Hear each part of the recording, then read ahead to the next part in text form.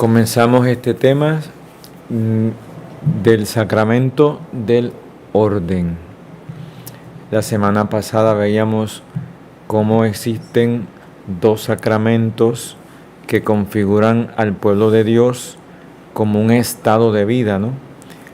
El matrimonio y ahora el sacramento del orden.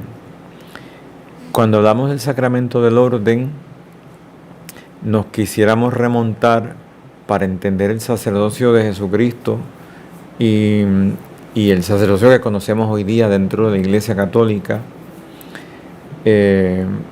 remontarnos al Antiguo Testamento. Y vamos a comenzar haciendo la oración para entrar de lleno a este tema. Hoy el tema va a ser en 4 aspectos. Vamos a ver el sacramento, vamos a ver la naturaleza de él, vamos a ver los ministros y vamos a ver cómo se desarrolla todo este tema dentro de la estructura de la Iglesia.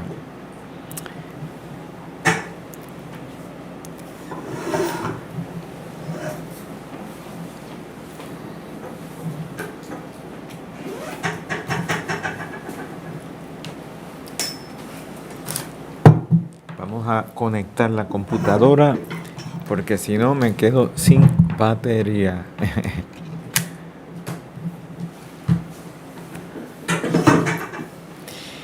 Bueno, en el Antiguo Testamento, empezamos con la oración. En nombre del Padre, y del Hijo, y del Espíritu Santo. Amén. Ven, Espíritu Santo, llena los corazones de tus fieles, que enciende en ellos el fuego de tu amor. Envía tu Espíritu y todo será creado, y renovarás la faz de la tierra. Oh Dios, que has iluminado los corazones de tus fieles con la luz del Espíritu Santo, concédenos sentir rectamente con el mismo Espíritu y gozar siempre de sus divinos consuelos. Por el mismo Jesucristo nuestro Señor. Amén. Ven, divina voluntad, a hablar, a orar, a pensar, a actuar en nosotros. Danos querer lo que tú quieres de nosotros, para que tu vida se manifieste y se haga presente en nuestros actos. Y bendice a todas las personas que vayan a ver este audio para que también puedan amar y conocer estos caminos divinos que tú otorgas cuando llamas al don del sacerdocio a tus hijos, y donde haces presente tu amor en la Eucaristía y tu perdón en el sacramento de la confesión a través de tus ministros. Y hablas por ellos y actúas por ellos en persona tuya, Jesús, para prolongar tu misericordia entre los hombres. Bendícenos a todos en el nombre del Padre, y del Hijo y del Espíritu Santo. Amén. Bueno, pues miren, qué interesante la Biblia cuando habla en el Antiguo Testamento de su pueblo, le llama en Éxodo 19 como un reino de sacerdotes. Y conocemos que en el Antiguo Testamento Dios instituyó una de las tribus de Israel, Leví, para que fueran como los encargados de todo el tema del sacerdocio, ¿verdad? Ellos estaban al servicio de la morada del testimonio. Y los levitas, la tribu de Leví, se consagraban entre ellos los sacerdotes a través de un rito de unción. Se ungían, eran ungidos. En el Antiguo Testamento se ungían a los sacerdotes, a los reyes y a los profetas. Todo eso como un tipo, como una figura, como un anticipo de las funciones del Mesías, que sería sacerdote, profeta y rey. Bueno, pues al conferirles una función a los sacerdotes en favor de los hombres, en lo que se refería a Dios, ellos ofrecían dones y ofrecían sacrificios por los pecados. Eso era como su función en el Antiguo Testamento. Y la ley mosaica de Moisés hablaba de una esperanza. Aquel sacerdocio apuntaba, era como una introducción a algo que vendría más adelante. Era como una sombra de todos los bienes que vendrían en el futuro.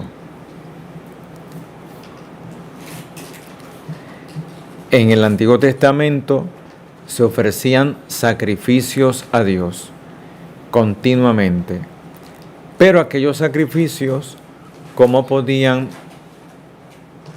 otorgar la gracia, perfeccionar al hombre? En todo caso, ofrecían una reparación, ¿verdad? Pero la justificación, recordemos, vendrá a través de Jesucristo. O sea que, por tanto, todos aquellos sacrificios de la antigua alianza eran solamente figuras que preparaban la verdadera ofrenda, el verdadero sacrificio y definitivo sacrificio, que solamente Dios podía llevar a cabo de la manera como lo hizo, resarciendo toda la gloria y la honra que el hombre quitó a Dios, saliéndose de su voluntad por el pecado original, y que requería, por tanto, una reparación divina que solamente Dios podría llevar a cabo. Así que el sacerdocio levítico prefiguró de algún modo en el pueblo elegido la plena realización del sacerdocio en Jesucristo, ya no ligado ni a la genealogía, el sacerdocio de Jesucristo, ni a los sacrificios del templo, ni a la ley, sino solo al mismo Dios. De modo que el sacrificio de Jesucristo es otra cosa, viene del cielo, como dice la carta a los Hebreos, según a semejanza del sumo sacerdote Melquisedec, que era un personaje que aparece en el Génesis después de que Abraham llevó a cabo unas batallas, ofreció un sacrificio y apareció este sacerdote de Shalom, que tiene la misma raíz de paz, ¿no? Es príncipe de la paz, Shalom, paz. Y aquel Melquisedec ofreció un sacrificio inusual de pan y vino en el Génesis. Todo eso figurando lo que iba a ser Jesús. Y no se sabía quién era aquel sacerdote Melquisedec, sin padre, sin madre, sin genealogía. Así es el sacerdocio de Cristo, que no está fundado en tribus ni razas. Viene del cielo, directamente del cielo. Y solamente mediante una oblación llevó a la perfección a todos los santificados. Así dice la carta a los Hebreos. Esa es la ofrenda única que llevó a cabo Jesucristo, su entrega en la cruz. Así es, el Verbo de Dios encarnado, cumpliendo todas las profecías mesiánicas, redimió a todos los hombres con su muerte, con su resurrección, entregando su propia vida, cumpliendo su condición sacerdotal. Este sacerdocio que Jesús mismo presenta en términos de consagración y misión, tiene por tanto un valor universal. No existe otra acción salvífica de Dios fuera de la única mediación que llevó a cabo Jesucristo. ¿Qué hizo Jesús en la última cena? Jesús manifiesta primero que nada la voluntad que tiene de participar con los apóstoles de su sacerdocio. Él expresó como consagración y misión esa noche el rol que llevaba a cabo con ellos. Dice, como tú me has enviado al mundo, yo también los he enviado al mundo, y por ellos me santifico a mí mismo, para que ellos también sean santificados en la verdad, consagrados, santificados, como sacados de lo profano, hechos otros, Kadosh, santo, ¿no? Santificado. Kadosh significa en hebreo el otro, el totalmente distinto. pues yo me santifico para que ellos sean a su vez santificados en la verdad.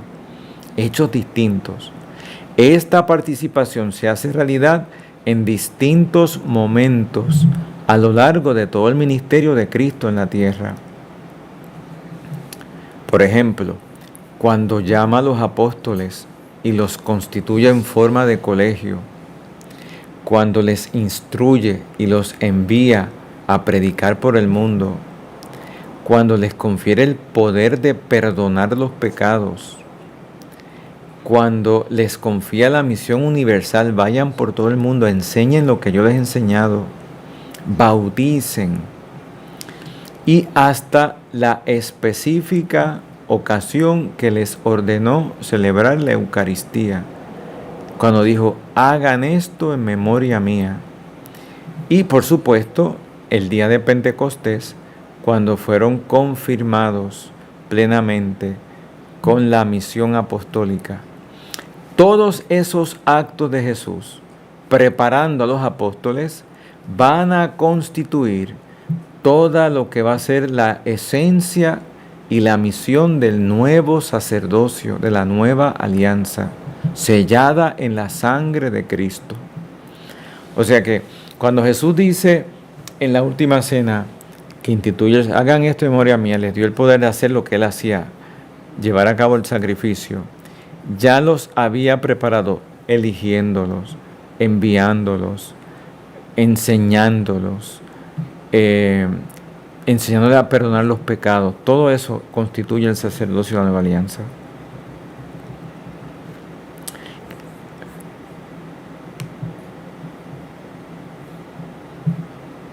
Fíjense que todo eso que acabo de decir está resumido en el Concilio Vaticano II, en la Constitución Lumen Gentium, capítulo 19, ¿no? Bueno, seguimos. Pues durante su vida no solamente tuvieron diversos colaboradores en el ministerio, los apóstoles, sino que al fin de que la misión de ellos, confiada a ellos, continuase después de su muerte, los apóstoles, a modo de testamento, legado, confiaron a aquellos que colaboraban con ellos inmediatamente, confiaron el encargo de acabar y consolidar la obra que por ellos había sido comenzada. Y ellos, los apóstoles, le dieron la orden de que a su vez otros hombres probados, viri probati, famosos, ¿no? Esa expresión, al morir ellos, se hicieran cargo del ministerio. Así que, como los obispos, junto con los presbíteros y diáconos, recibieron el ministerio de la comunidad para presidir sobre la grey, en nombre de Dios como pastores, como maestros de la doctrina, como sacerdotes del culto sagrado y como ministros dotados de autoridad, tenían potestad de gobernar, de regir al pueblo de Dios, de orientar, de guiar. Eso significa la palabra episcopo, que hoy llamamos obispo, significa el que guía, el guía. Eso significa episcopos. Pues hermano, en el Nuevo Testamento, ese ministerio apostólico es transmitido a través de un gesto que es la imposición de manos acompañada por la oración. Todo esto lo podemos verificar en el Nuevo Testamento, en el libro de los Hechos, capítulo 6, versículo 6, en la primera epístola a Timoteo. San Pablo habla a su hijo Timoteo, capítulo 4, versículo 14, y habla de la imposición de mano que hizo Pablo sobre él. En el capítulo 5, versículo 22 de Timoteo, en la segunda epístola de Timoteo, porque Timoteo es un hijo espiritual de Pablo, y San Pablo lo dejó a cargo de una iglesia como obispo, sucesor de los apóstoles. Obispos es el sucesor de los 12 apóstoles.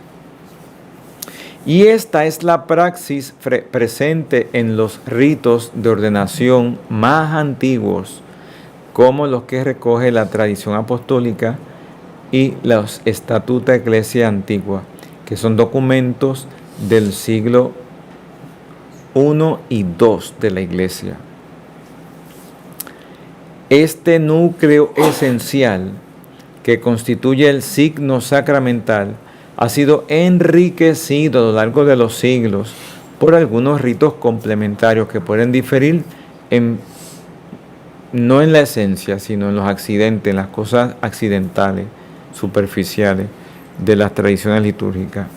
Por ejemplo, en el rito latino, los ritos iniciales, que es cuando se presenta el candidato para ser ordenado, la elección del candidato, la forma en que el obispo le hace una locución, el interrogatorio al ordenando, las letanías, pues esos ritos en la tradición latina nuestra ponen de relieve que la elección del candidato se hace conforme al uso de la Iglesia, que va preparando esa consagración de una manera solemne, donde ella va discerniendo quiénes son estos candidatos.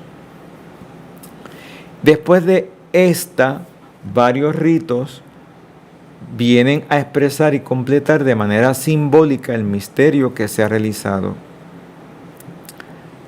Para el obispo y el presbítero está el rito de la unción con el santo crisma. Fíjate que además de esos ritos que ya hemos dicho, cuando se ordena al obispo y el sacerdote, se unge con crisma las manos del ordenando, que es como un signo de la unción especial que el Espíritu Santo hace al ministerio del que recibe el orden. También hay otros ritos que es como la entrega de los evangelios, en el caso de los obispos, el del anillo, la mitra, el báculo, que son signos de la misión apostólica que va a tener el obispo anunciando la palabra y protegiendo la fidelidad a la Iglesia, que es la esposa de Cristo, y mostrando lo que es su cargo de pastor, cuidando, guiando al rebaño del Señor. Al sacerdote, en cambio, le dan la patena, le dan el cáliz como ofrenda del pueblo santo, que se va a llevar a cabo cuando él presente esas ofrendas en el altar, en la misa. También le dan la entrega del evangelio al diácono, también, como va a estar predicando, anunciando el evangelio de Cristo. Bueno, vamos ahora a ver el segundo aspecto del sacramento del orden, que es la naturaleza y los efectos que tiene este sacramento en el que lo recibe. Mediante el sacramento del orden se confiere una participación en el sacerdocio de Cristo, siguiendo esa modalidad de una sucesión desde los apóstoles hasta nuestros días. El sacerdocio ministerial se distingue del sacerdocio común de los fieles, no solamente en grado, sino en esencia. Es decir, por el bautismo todos somos sacerdotes. Ese es el sacerdocio común de los fieles. Pero algunos son llamados por el sacerdocio ministerial, el ministerio. Ambos se ordenan el uno para el otro, pero se diferencian de forma esencial, no solamente en grado. Yo soy más sacerdote que un laico, no solamente en grado, sino también en esencia, porque he recibido una consagración específica, un don del Espíritu Santo, que me consagra y me configura a Cristo en cuanto cabeza, pastor de la Iglesia. Es propio y es específico del sacerdocio ministerial ser una representación sacramental de Cristo en cuanto cabeza y pastor. O sea, yo represento de una manera sacramental a Cristo como sacerdote, lo que permite ejercer la autoridad de Cristo en esa función del pastoral, del pastoreo, del cuidado de la iglesia. Cuando ejerzo la predicación, cuando ejerzo el gobierno, que es una manera de ordenar la sociedad visible de la iglesia, ¿no?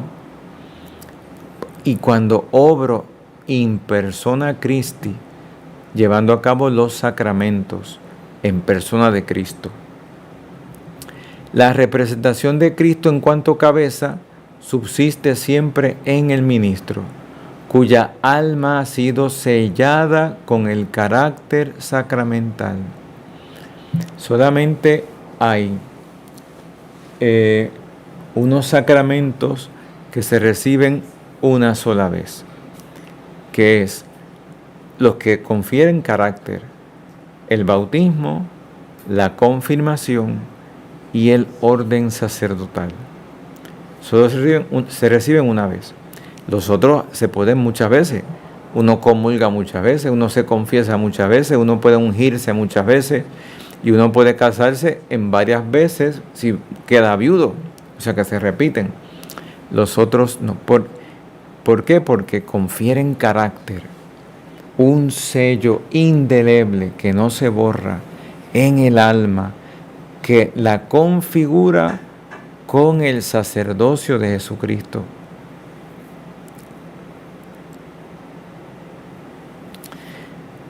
El carácter es, por tanto, el efecto principal del sacramento. Siendo realidad permanente, hace que el orden no pueda ser repetido ni eliminado. Aún los sacerdotes que dejan el ministerio y piden una dispensa porque se casan o lo que sea, o porque ya no quieren ser sacerdotes, pierden la fe, van a ser sacerdotes para la eternidad. Y en el cielo se va a ver eso. Y si se condenan, en el infierno van a sufrir también ese sello, porque es algo que recibieron y no lo aprovecharon.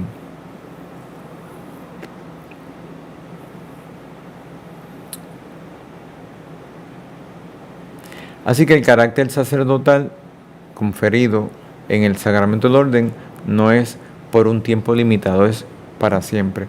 Un sujeto, dice el Catecismo 1583, un sujeto válidamente ordenado puede ciertamente, por causas graves, ser liberado de las obligaciones y de las funciones vinculadas con la ordenación, confesar, celebrar misa, etc. O se le puede impedir ejercerla. Si comete un delito grave, se le quita, se le remueve, pero no puede convertirse de nuevo en laico. O sea que no existe el llamado reducción al estado laical, no. En todo caso, se le quitan las funciones ministeriales, pero sigue siendo sacerdote en sentido estricto.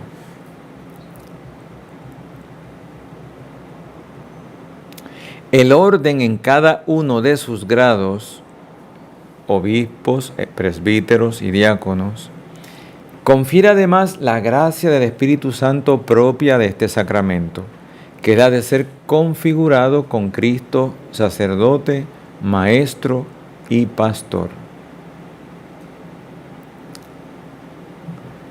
Como maestro, profeta, porque el profeta enseña, anuncia, ¿no? Maestro. Y esta ministerialidad, este servicio, es tanto don como tarea. Es un don que recibe uno en la ordenación, que me lleva a la misión, a la tarea de llevarlo a cabo, porque el orden se recibe en vista del servicio a Cristo y a los fieles, que en la iglesia forman el cuerpo místico. Específicamente, para el obispo, el don recibido es el espíritu de gobierno que diste a tu amado Hijo Jesucristo, y Él a su vez comunicó a los santos apóstoles. Para el presbítero se pide a Dios el don del Espíritu para que sea digno representante, sin reproche ante tu altar, que anuncie el evangelio de tu reino, de realizar el ministerio de tu palabra de verdad, de ofrecer dones y sacrificios espirituales y de renovar tu pueblo mediante el baño de la regeneración, el bautismo, de manera que vaya al encuentro de nuestro gran Dios y Salvador Jesucristo. Ese es el sacerdote. Y en el caso de los diáconos, con la gracia sacramental, en comunión con el obispo y los presbíteros, sirven al pueblo de Dios en el ministerio de la liturgia, de la palabra y de la caridad. Así que ahí están explicados los tres modos como la ministerialidad en el sacramento del orden se ejerce como en la configuración como Cristo cabeza a través de esos modos que hemos explicado ahí. Vamos a hablar de esos grados del orden sagrado. Bueno, ya hemos dicho que es el diaconado, el presbiterado y el episcopado, que tienen una relación intrínseca, interna entre ellos. Son como grados de la única realidad sacramental del orden sagrado. El episcopado es como la plenitud del sacramento del orden. Así le llama la liturgia de la Iglesia. Es el supremo sacerdocio. Es como la cumbre del ministerio sagrado. A los obispos se les confía el ministerio de la comunidad para presidir sobre la grey en nombre de Dios, como pastores, como maestros de la doctrina, como sacerdotes del culto sagrado, como ministros que están dotados de la autoridad. Así que obispos, autoridad, gobierno, ¿está bien? Son los sucesores de los apóstoles. Son miembros del colegio episcopal, al que se incorporan inmediatamente en virtud de la ordenación, conservando la comunión jerárquica siempre con el Papa, que es como la cabeza de ese colegio de obispos, y con los demás miembros, comunión con el Papa y con los demás miembros. Principalmente a ellos corresponden las funciones de lo que llamamos capitalidad, Cristo cabeza, tanto en la Iglesia Universal como presidiendo las iglesias locales. El Papa como cabeza de la Iglesia Universal, los obispos como cabeza de las iglesias locales, a las que rigen como vicarios y legados de Cristo. Cada obispo en su diócesis es legado y vicario de Cristo, y lo hace con sus consejos, con sus exhortaciones, con sus ejemplos, con su autoridad, con su potestad sagrada. De entre los oficios episcopales se destaca siempre la predicación del Evangelio, porque los obispos son pregoneros de la fe, donde ganan nuevos discípulos para Cristo. Son verdaderos maestros auténticos, herederos de la autoridad de Cristo. Predican al pueblo que les ha sido encomendado la fe, hacen que crezca la fe. Fíjate qué responsabilidad tan grande tienen los obispos. Y siempre cuando enseñan en comunión con el romano pontífice, deben ser siempre respetados por todos como testigos de la verdad divina y católica. Finalmente, como administradores de la gracia del supremo sacerdocio, ellos moderan con su autoridad la distribución sana y fructuosa de los demás sacramentos. Ellos regulan la administración del bautismo, por medio del cual se concede la participación en el sacerdocio real de Cristo a los fieles. Ellos son los ministros originarios de la confirmación en la diócesis. Ellos son los que dispensan las órdenes sagradas, los que ordenan su presbiterio a su sacerdote. Y ellos son los que moderan la disciplina penitenciaria. Ellos confieren lo que llaman la capacidad de que el sacerdote en su diócesis tenga las facultades para absolver los pecados. Y ellos solicitamente exhortan e instruyen a su pueblo a que participen con fe y reverencia en la liturgia, en el sacrificio de la misa. Ahora vamos a los presbíteros. Les llamamos presbíteros, que significaría ancianos, ¿verdad? A todos los que han sido instituidos por Dios como ministros y tuvieron el poder sagrado del orden para ofrecer el sacrificio, perdonar los pecados y que desempeñen públicamente en nombre de Cristo la función de ser sacerdotes en favor de los hombres. Los presbíteros se les ha confiado una función ministerial de servicio en un grado subordinado al de los obispos, con el fin de constituirlos en el orden de los presbíteros, y son como cooperadores de el orden episcopal, para que los obispos puedan llevar a cabo esa misión apostólica correctamente. Necesitan ayuda, y esos son los presbíteros. O sea que el presbítero representa al obispo en sus funciones.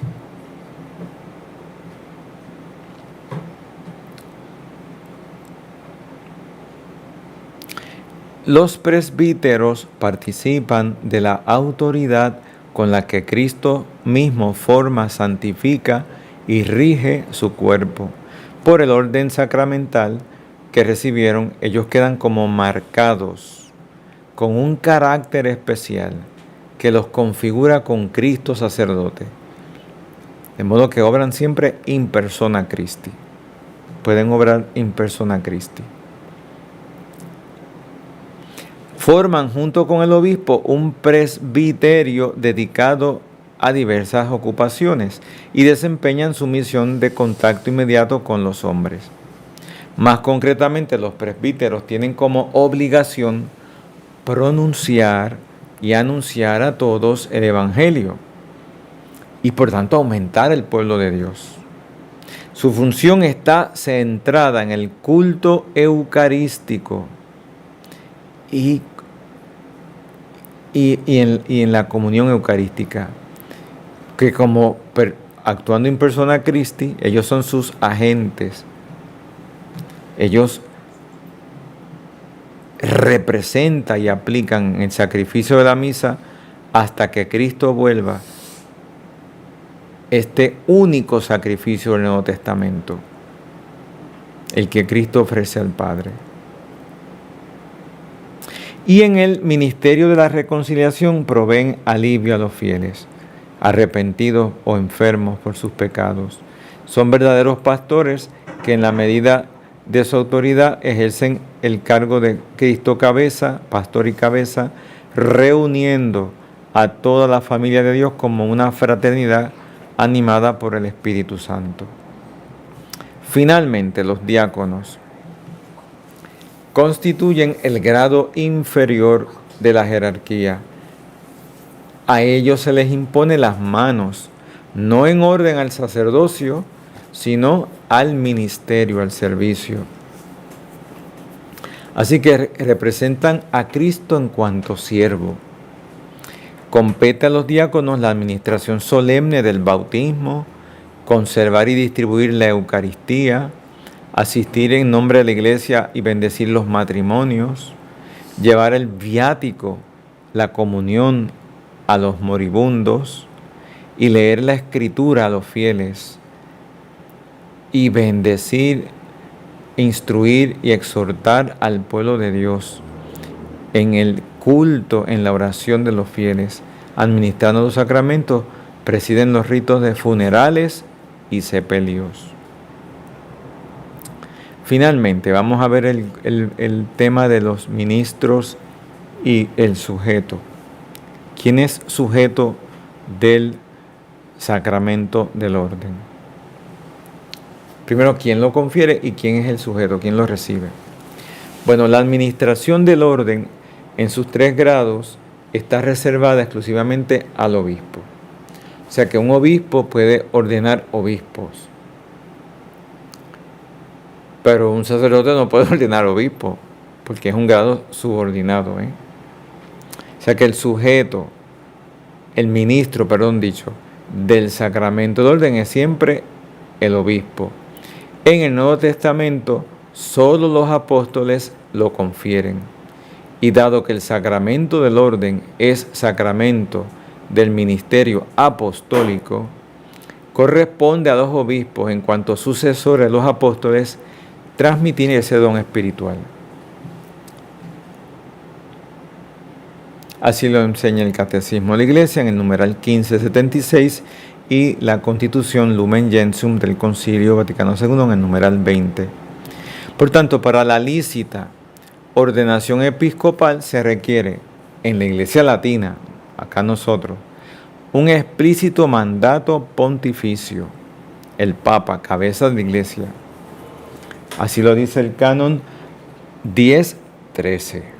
En las iglesias orientales, que es otro rito, está reservada al romano pontífice, al patriarca o al metropolita, siendo siempre ilícita si no existe mandato legítimo.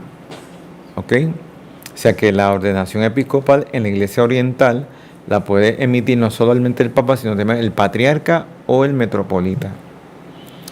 En el caso de las ordenaciones presbiterales y diaconales, se precisa que el ordenante, el que va a ordenar, el ministro, sea el obispo propio del candidato o haber recibido unas cartas dimisorias de la autoridad competente.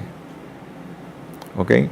O sea que no es que vino un obispo y ordenó a este sin permiso de dónde, ¿y para qué diócesis? No. Cada persona, no existen curas acéfalos. El cura se ordena para una diócesis o en una orden religiosa.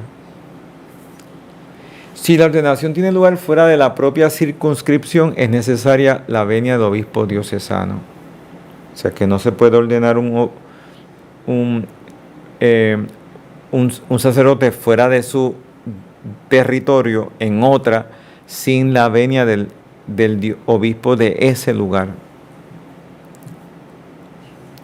Para la validez de la ordenación sacerdotal en sus 3 grados, es necesario que el candidato sea siempre un varón y esté bautizado.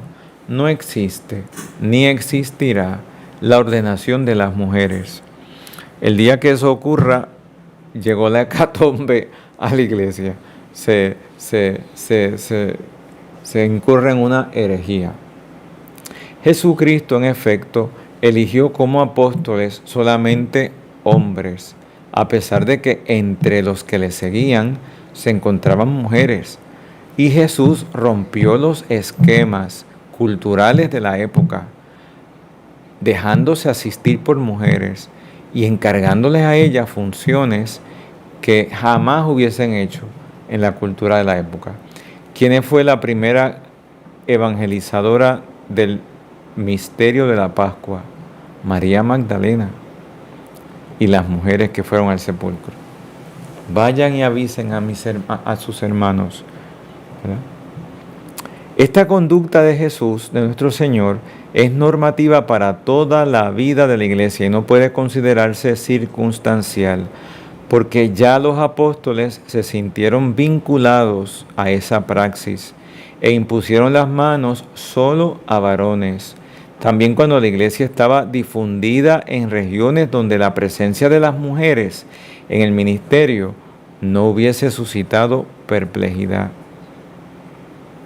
Los padres de la iglesia siguieron fielmente esta norma, conscientes de tratarse de una tradición vinculante que fue adecuadamente recogida en decretos sinodales. La iglesia, en consecuencia, no se considera autorizada jamás admitir a las mujeres al orden sacerdotal. Punto.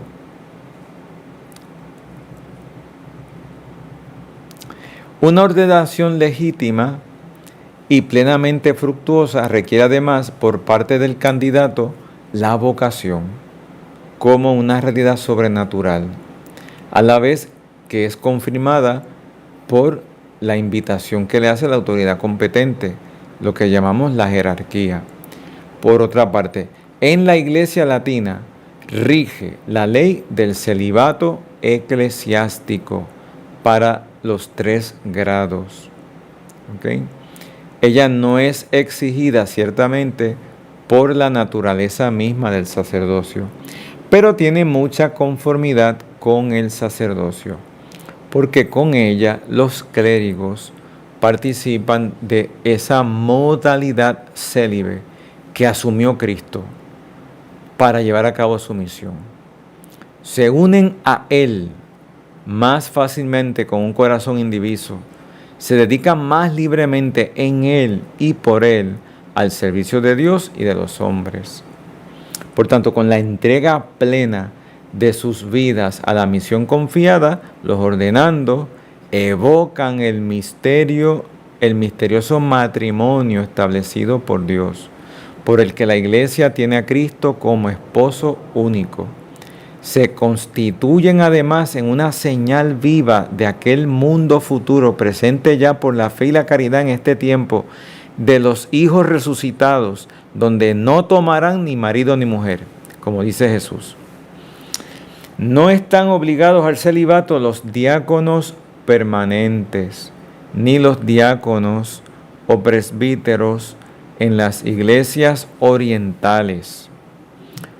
De todos modos, la tradición del celibato en la ordenación, como es apostólica, la Iglesia oriental la exige en los obispos, en los que van a ser ordenados obispos.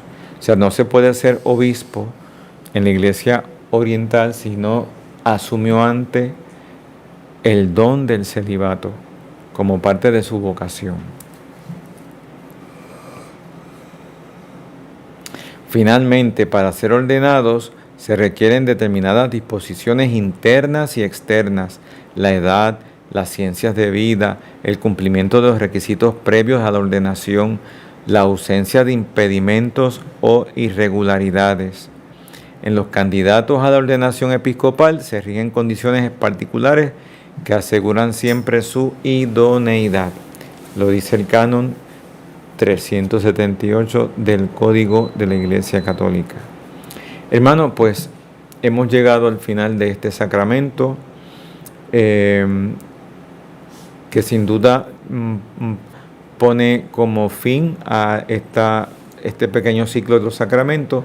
Ya la próxima semana vamos a estar entrando en lo que serían la parte moral, lo que es la vida de gracia, lo que es la formación de la conciencia, lo que son los actos, por tanto también los pecados, los mandamientos, todo ese aspecto también que es esencial en la vida cristiana. Damos gracias a Dios, a nuestra Madre del Cielo, por este rato, por este encuentro, por lo que hemos aprendido. Damos la bendición y rezamos el Ave María. Dios te salve María, llena eres de gracia, el Señor es contigo. Bendita tú eres entre todas las mujeres, y bendito es el fruto de tu vientre, Jesús. Santa María, Madre de Dios, ruega por nosotros pecadores, ahora y en la hora de nuestra muerte. Amén. Gloria al Padre, y al Hijo, y al Espíritu Santo, como era en el principio, ahora y siempre, por los siglos de los siglos. Amén. La bendición de Dios Todopoderoso, en la divina voluntad, descienda sobre todos ustedes. En el nombre del Padre, y del Hijo, y del Espíritu Santo. Amén.